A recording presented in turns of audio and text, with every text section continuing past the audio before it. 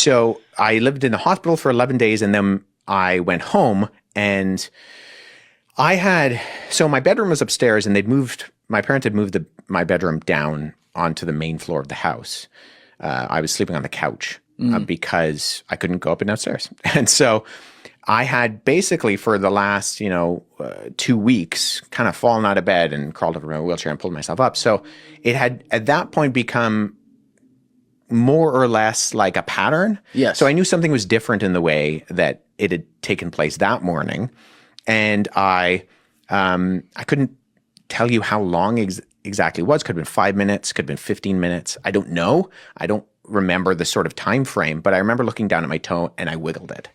And so that was kind of this wait a minute moment. And healed. Yeah, and I ended up running upstairs to get my parents, and then my mom cried while she made me run up and down the stairs a whole bunch of times. Yeah, so in terms of my own faith journey, that marked a very powerful, what I would say is a supernatural experience. Yeah, did you have, you're young, you're 11 years old when this is happening. Other than, your parents taking you to church and saying Jesus Christ is Son of Man. Did you have any real concept of your faith at that point? Yeah, I think I did. I think I did have a legitimate, genuine faith. It was very naive.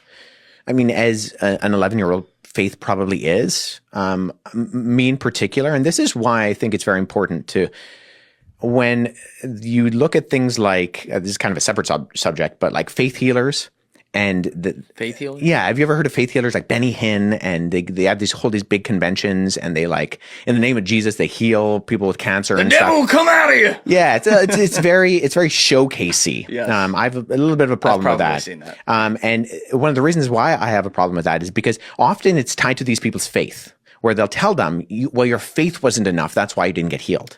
And knowing that 11-year-old Wes's faith, it was there, but I wouldn't have said it was strong. I wouldn't have said it was. Yeah, you're 11. Yeah, totally. So that marked a powerful supernatural experience in my life. But you would think that then that would being raised in Christianity, and then hearing medical professionals say, you're going to be a paraplegic for the rest of your life, and then saying, we don't know why you're not a paraplegic anymore. And that would kind of solidify a lot of the faith things for me.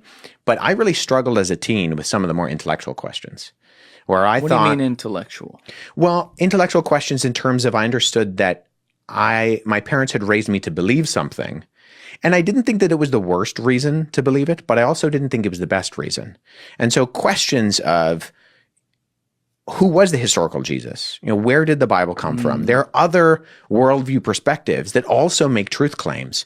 Just because I was raised in a particular one